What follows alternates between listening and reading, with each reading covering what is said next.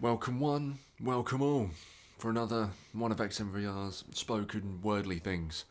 This time we're going for a review. I think it's the first time we've done a spoken review like this. Usually we kind of leave it to just talking absolute drivel. Yeah, practically. Basically, yeah. But we're going to sit here and we're going to review everyone's favourite Golden Eagle, Agent 47. Yeah. Joined here once again by our own secret assassin, Matthew Clements. It's not that secret anymore. Thanks for telling everyone.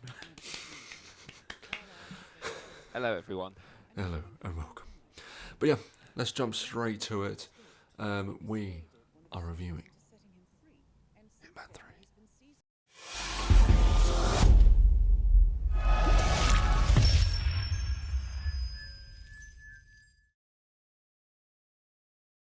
You probably had a chance to jump into Hitman at this point. Me, personally, I haven't played the new Hitman. I am notoriously shit at Hitman games. But Matthew, you've been playing a lot of it. Yes, quite a lot of it. I've managed to pry my hands from it to do this review. So thank you, viewers.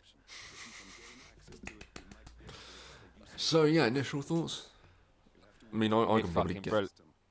It's fucking brilliant. Yeah. I'm head over heels in love with it.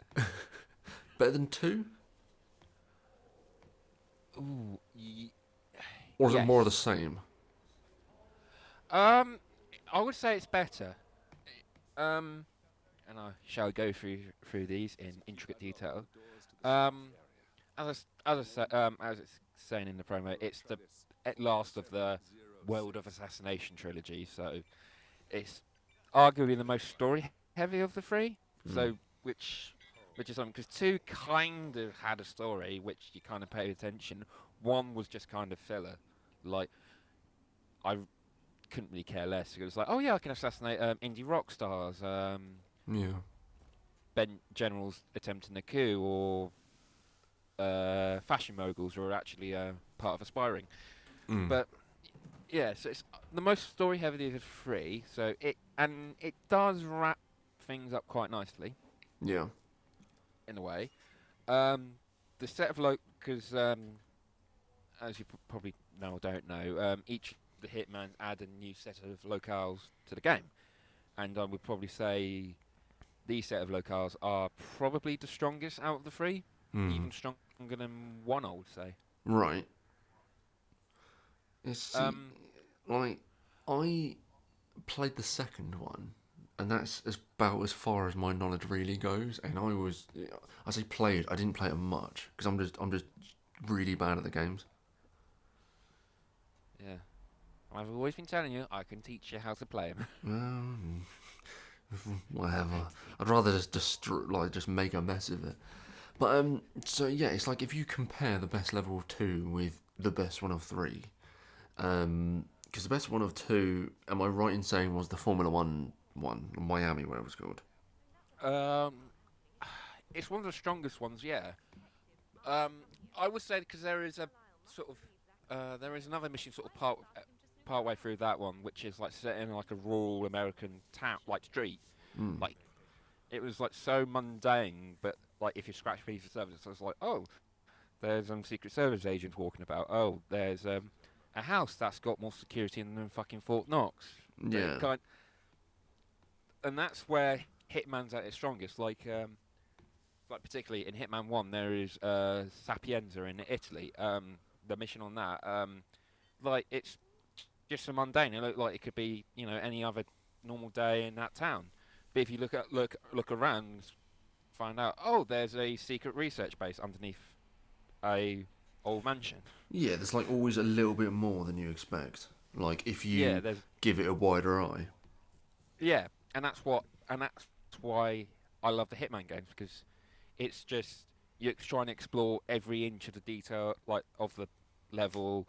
Like, oh, I can get through, do it, kill this guy this way, that way. Oh, I can try and go that way at it, I and that's think. why, No, sorry, go on. Go on. um, as I said, that's why I fall in love with it because like it's just endless replayability.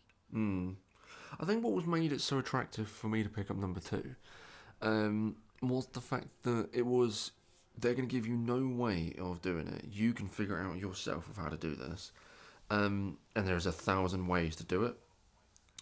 Yeah. But it's also with that, and that's why I struggled, because I was like, oh shit, my hand isn't held. I've got to actually figure this out.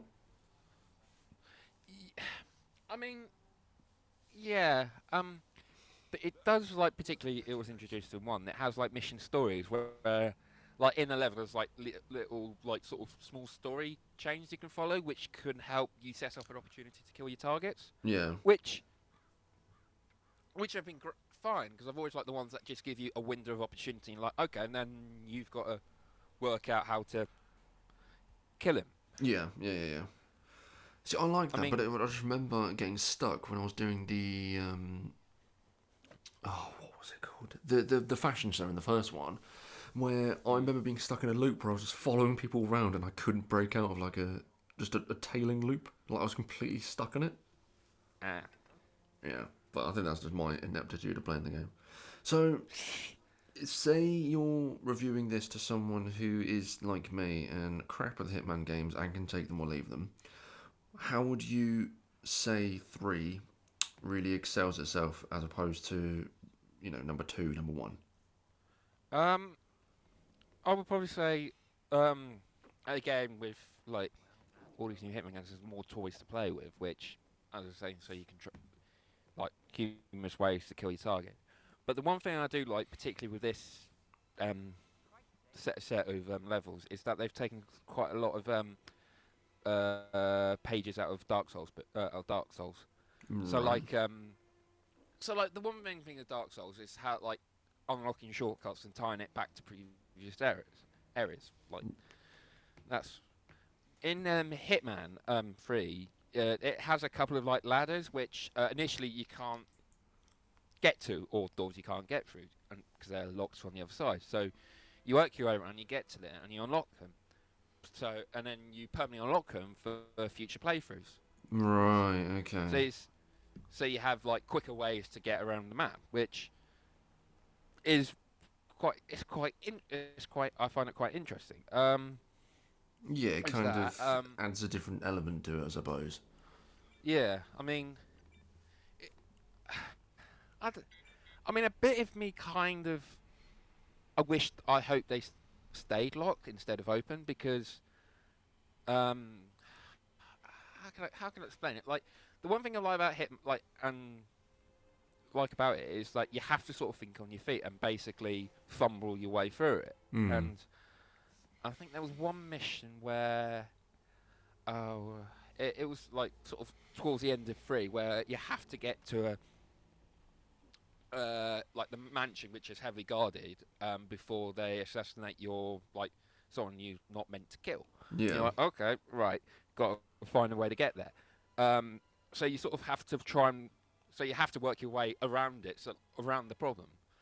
So it's like I like the idea of it, but I kind of think it's taken away a bit of. Yeah, I can see it being a bit, I don't know, a bit not annoying, but to know the fact that you could plan each path over 5 or 6 different attempts and then make a really easy path for yourself. Yeah. When rather it would all just everything reset with every play. Yeah, like I don't mind the ladders too much because I think because that's the thing, but like particularly like doors, I don't know, I didn't really. So kind of like I liked it, but I just feel like it now if I ever replay them, it just makes things a bit too unpredictable. But I was just saying, the beauty of it, you got to find another way of doing it. Yeah. It's like you could put it in the like not love category, I suppose. Yeah. Okay, so what would you, moving on, what would you say about the levels? Reel me off some good ones and why. As I say, I'll go through each of them individually. It starts off in Dubai at what is particularly the tallest building in the world. It's very good standing off point, and as I was saying, it's extravagant party, quite the same like Paris. Like it was just a good first step. Yeah. And the next one is in Dartmoor at an old English mansion, Okay. and yeah, basically you have to kill. It's basically taken out of Knives Out, where you have to kill the family patriarch. Such a good film. Yeah. It is a good film. But as again, there's a number of ways of doing it, and I think one of the ways that probably a lot of you people who have played the game will know is where you can take the place of a private PI and have to solve a murder, Murder. a murder as well. So like you get complete free reign of the house, and you're trying to like work out, okay, okay, that family member was at this time. That family member didn't really like this guy, and you sort of have to piece it together. You can blame someone if you want. You can blame it all on the butler, which is hilarious. Well, can you actually do that? Yeah, you can actually properly solve it, or you can get enough evidence to frame someone. That's quite weird. Is that weird? That feels weird. Well, you're trying to kill the family patriarch. Well, I suppose, yeah. Blame on the Yeah, poor butler, poor Alfred. Yeah, poor Alfred. Yeah, we hardly knew you. Yeah, and then you present your findings to her, and I think I remember where. And another thing, object you have to do is like have to get a particular file which she has locked in a safe. Now, you could, because it's like got two keys. She's got one key, and one of her daughters have got the other key. So the tricky game would be to try and knock them, like get rid of them to then get the key to unlock the safe. Or you can solve the murder, make her give you the file, and which I did, and then she walked out the balcony with no security whatsoever, and I just walked out and, well, you know, unfortunate accidents happen these days. That always does make me laugh with Hitman. I remember in the second one, the Colombian village. Oh, the drug cartel. Yeah, and I remember following this person, just push them off the side, and then everyone just acts like it's normal. There's not a great deal of reaction from the AI, and I just find that so funny and just so odd. I think one of them. I think I showed you videos. Is where there's this guy who's like trying to unveil a statue of himself. Oh So yeah, you yeah, can yeah. Yeah, you can tamper it, and then and you can take a place of a drummer, and you can go pulls the covers, and the statue falls on him. Yeah. See, it's like I like Hitman. I wish I was better at them because you could do the same thing over and over, like same level over and over, and just keep finding new enjoyment levels. And I do love that type of, gaming, that type of storytelling. But I'm just so shit at them. Like, I just wish I was better at them. So, if we were to wrap this up, what were your final notes on Hitman? Well, as I was saying, like I've covered sort of the majority of the good ones. There are some bad points, like because like if you played Hitman 2, you can carry your progress over to Hitman 3, which is a very good idea. Yeah. But they've tried to do it. They've done it through. You have to go get an IOI account and have to go through a website, which at the time was crashed practically. Sounds about right. Yeah, which I just found it completely like unnecessarily complicated. Like most games just say, "Oh, you've got this save data. Oh, you've done all this. Trying to carry it over? Yeah, cool. Right, thank you." Just unnecessarily complicated. Unnecessarily complicated. As I was saying, and this is probably one that's sort of plagued the Hitman series a little these last three games, is that it does need a sort of a constant online connection. Yeah, that's. I remember that being a downfall of the first one. Because do you remember EGX when we were trying to play it in a hotel room, and the connection Wi-Fi was so weak that we couldn't even get online to play it offline, and it was like, what is this? Yeah, I remember that, and that was just basically trying to show you, look what you can do when you. Yeah, we're just staring at a menu. It's like, this is great. Yeah. Yeah, that was probably one thing, and the other thing is, as if you've played Hitman 1 and Hitman 2, you can sort of play those levels in Hitman 3. for nothing if you've played them. Cool. But if you're getting Hitman 3 and you're thinking, oh, I need to get Hitman 2 and Hitman 1, it does ramp up the price quite a lot. What, to get all 3? Yeah, if you want to like put them all into Hitman, yeah. So say if I was going to do that, say if I was going to pick up Hitman 3 and wanted all of them, do you know how much it costs?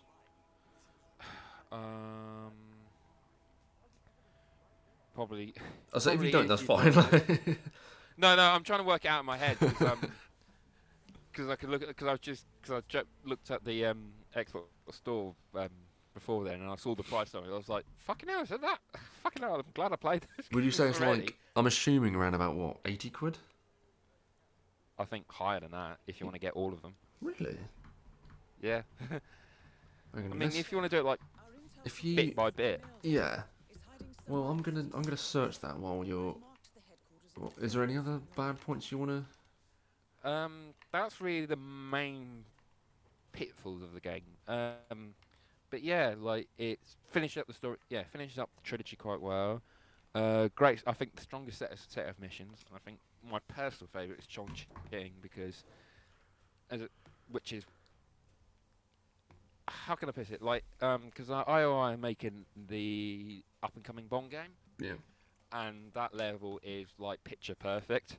For Bond. Like, yeah, for Bond. Like, perfectly mundane, dark, seedy streets of Chongqing, underneath, secret base. Yeah. Well, yeah, like, stronger sets of mission, more gadgets to play with. There's an emphasis on sort of, like, you can hack like doors now because now 47 Hell has a camera, so you can sort of hack.